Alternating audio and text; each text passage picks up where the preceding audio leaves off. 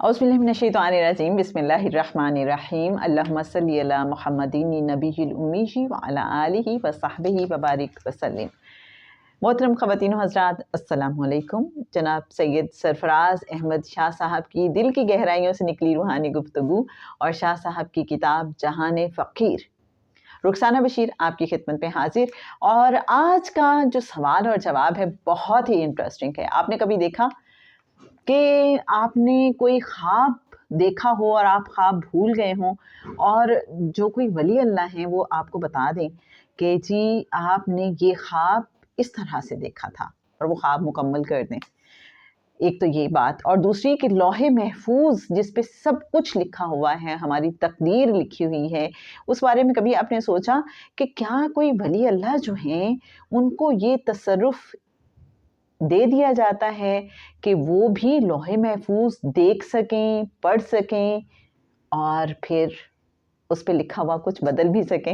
کبھی سوچا آپ نے اس بارے میں؟ تو جناب نہیں سوچا تو بھی، اور اگر سوچا ہے تو بھی، یہ جواب اسی حوالے سے ہے۔ سوال یہ پوچھا گیا جناب سید سرفراز احمد شاہ صاحب سے کہ کیا یہ درست ہے کہ چند اہل تصرف اولیاء اللہ لوح محفوظ پر تحریر کردہ کسی شخص کی تقدیر نہ صرف پڑھ کر بتا سکتے ہیں، بلکہ اس شخص نے ماضی میں کیا خواب دیکھا، وہ مستقبل میں کیا خواب دیکھے گا، اولیاء اللہ وہ جزیات کے ساتھ بیان کر سکتے ہیں؟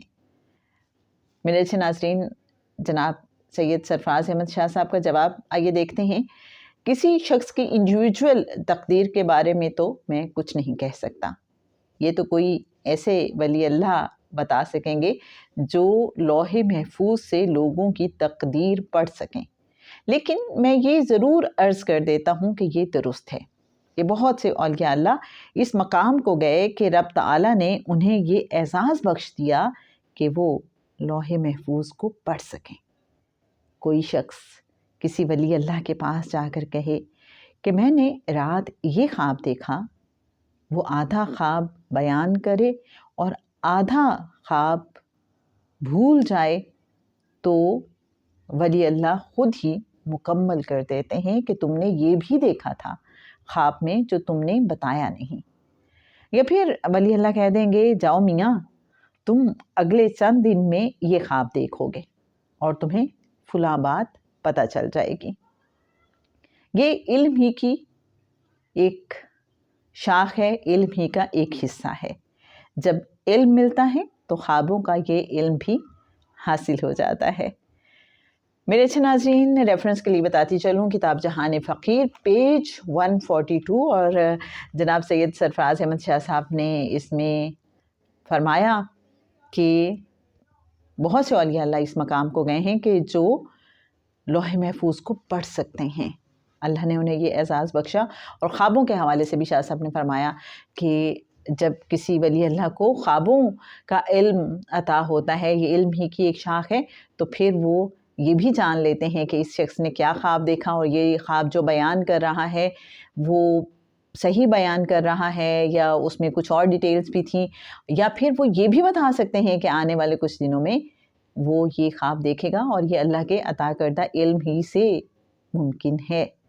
اور میرے اچھے ناظرین، شاہ صاحب کے حوالے سے کچھ لوگ واقعات بھی بتاتے ہیں کہ شاہ صاحب انہیں بتایا شاہ صاحب نے کہ جی آپ فلاں جگہ پہ جائیں گے، فلاں جگہ پہ حاضری دیں گے تو آپ کے ساتھ اس طرح کے معاملات پیش آئیں گے، اور پھر ہوا۔ جیسے خوابوں کے حوالے سے بھی اللہ نے شاہ صاحب کو بھی خوابوں کا یہ علم عطا فرمایا ہے، اور ہمیں ایسے لوگ ملتے ہیں جو اپنے ایسے مشاہدات بیان کرتے ہیں، اپنے ایکسپیرینس بیان کرتے ہیں کہیں نہ کہیں کسی نہ کسی ریفرنس سے، کہ جن سے شاہ صاحب کے مقام اور مرتبے کا پتہ چلتا ہے کہ اللہ نے انہیں کتنا زیادہ نوازا ہوا ہے، اور وہ اپنے آپ کو کتنا چھپا کے رکھتے ہیں۔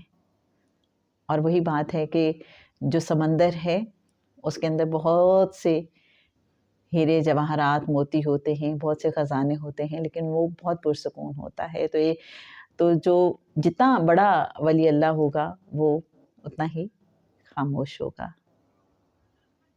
جناب آج کے لیے بس اتنا ہی، انشاءاللہ کل کسی اور دلچسپ سوال اور جواب کے ساتھ آپ کی خدمت میں حاضر ہوں گے۔ رخسانہ بشیر کو اجازت دیجیے، اللہ حافظ۔